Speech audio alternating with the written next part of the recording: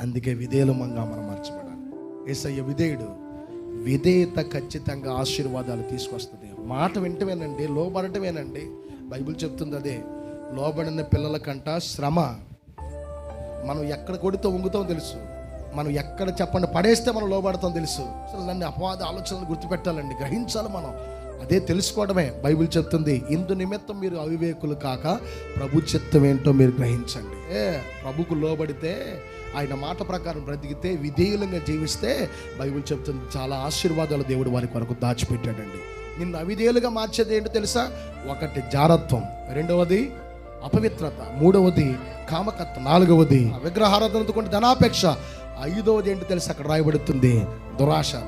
నువ్వు ఆయన ఉద్దేశాన్ని నెరవేరుస్తున్నావా లేదా? ఆయన సంకల్పం ప్రకారం నడిపించబడుతున్నావా లేదా? ఇదే కదండి దేవుడు చూసేది.